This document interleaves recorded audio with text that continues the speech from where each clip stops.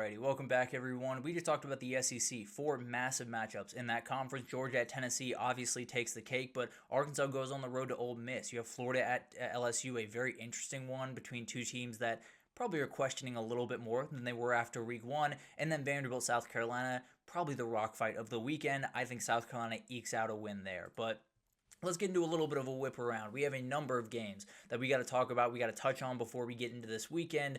And we'll start over there in the Big Ten with what's going to be big noon kickoff. A very interesting game. Oregon goes on the road to Northwestern, a game that they're favored by 27.5, and the over-under is 50.5.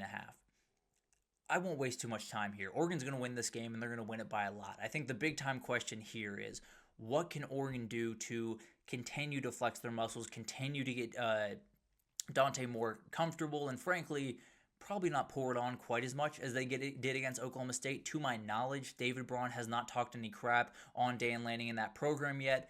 Probably a really good idea. If we're being totally honest, it is not going to be pretty if you talk any crap about that program as of right now. So for Oregon, it's about continuing to get ready for a trip to Penn State in a couple of weeks. For Northwestern, it's about, maybe getting a massive upset in that stadium right on the water in Lake Michigan and find a way to get a win, find a way to totally shock the world.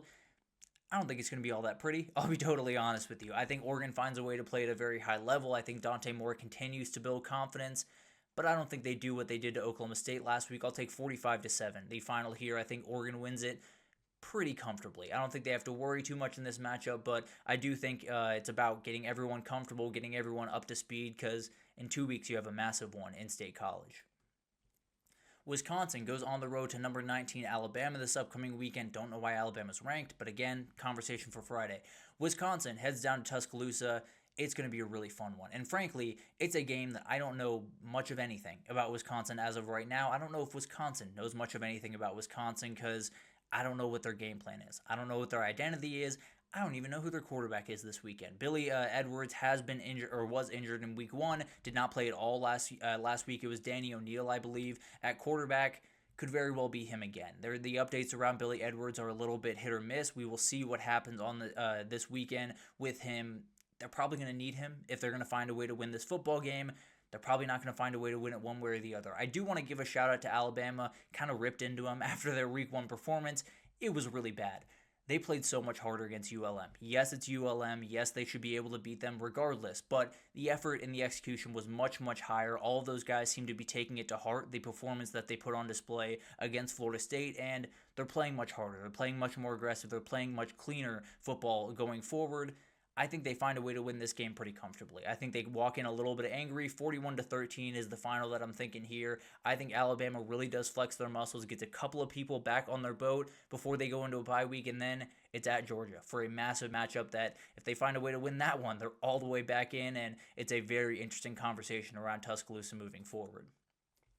USC at Purdue, got a picture from them playing in 1998, the last time these two teams matched up. USC favored by 21.5 in this game. They get their first conference game of the year. Jaden Maiava walks in as the fifth highest player in the country when it comes to passing yards, the top guy in the Big Ten right now.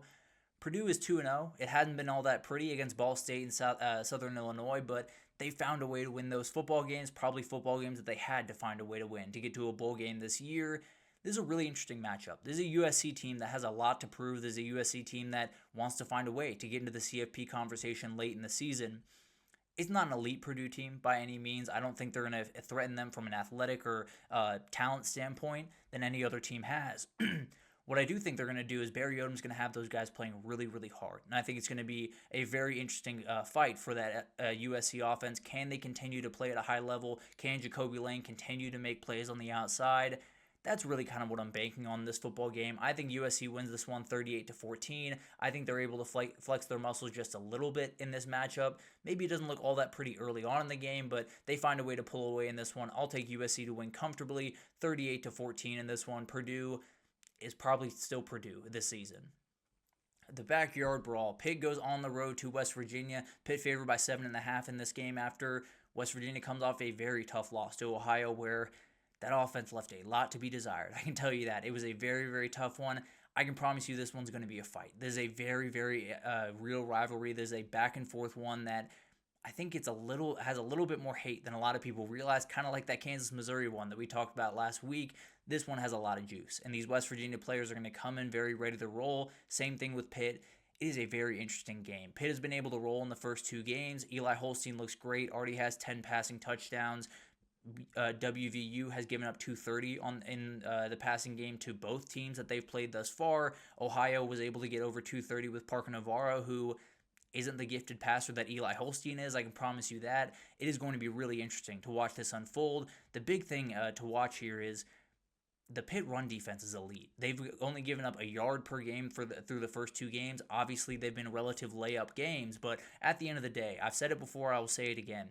If you can stop a Rich Rod offense run game, you are going to win. That's the reality of the football. It's been the reality for about as long as Rich Rod's been around, all the way back to his old West Virginia days and then to Jacksonville State this past year. If you stop that run game, you are going to stop that football team. I think Pitt's going to be able to do enough. I don't think it's going to be perfect. I think Pitt wins this one 31-24. I think West Virginia comes out really aggressive, plays some really good football for about a half.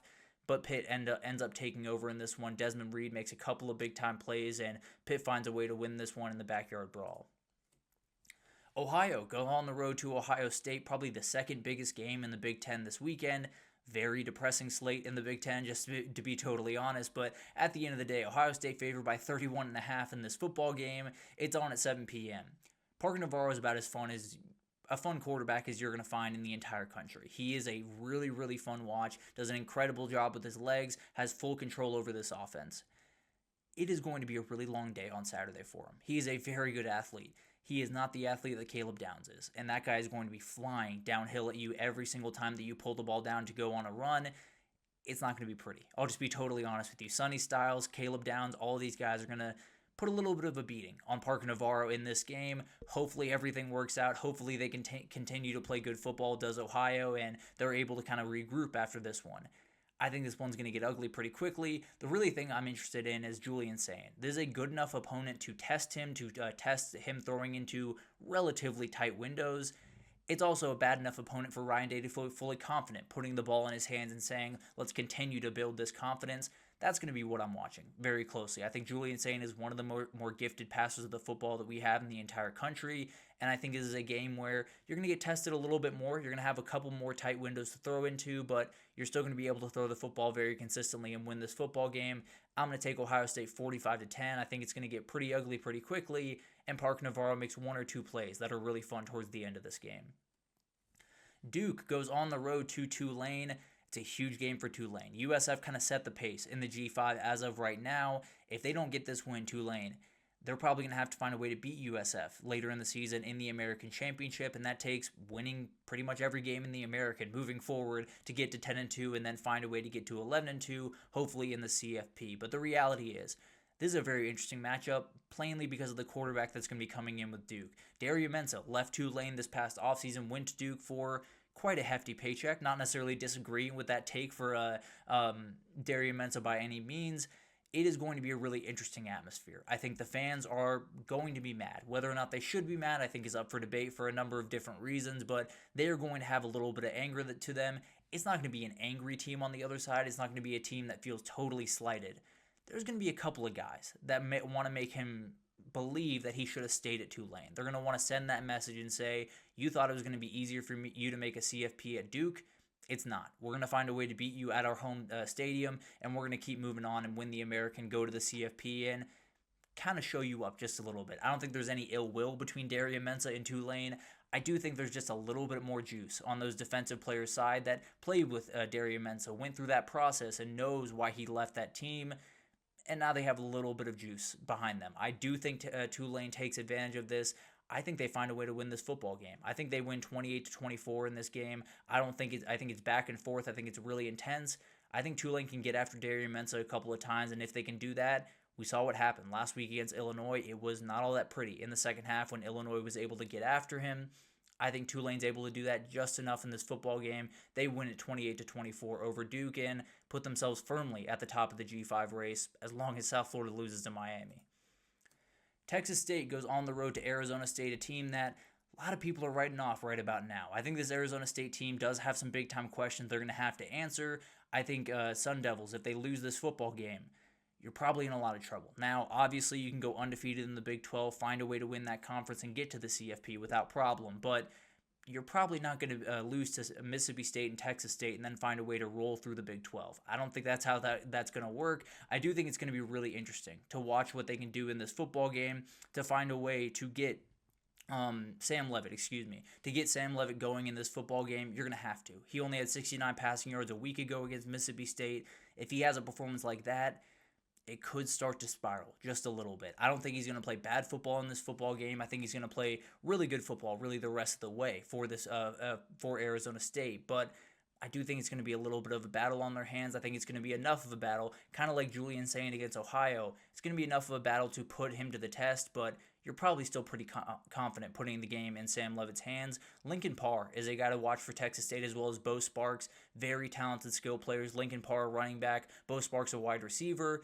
If they can get those two guys going early in this football game, it might just be enough to find a way to win this one. I am going to take Arizona State to win this one 35-21. I do think Texas State gives them a little bit of scare in the first half, and people are very quick to write off Arizona State, and then Arizona State kind of turns it up in the second half, wins this one relatively comfortably, and continues on their way to a possible CFP appearance for the second year in a row. But a lot of really fun games. Not necessarily the heavy hitters that we had a week ago, not necessarily the heavy hitters we especially had in week one, but there's a lot of really fun ones. There's a lot of ones that have some underlying storylines. That Tulane-Duke game is going to have just a little bit more juice to it than a normal Tulane-Duke game would have, but always really fun to watch these type of teams face off. It's going to be a really fun one this upcoming weekend. Now, we got some superlatives. We got game of the week, underrated game of the week, quarterback battle of the week, which might be a different one than you're thinking right now. Some teams that will impress in my eyes, and then I got an upset for you, and it resembles one that I gave out last week, but we'll get to it all right after this, so stick with us.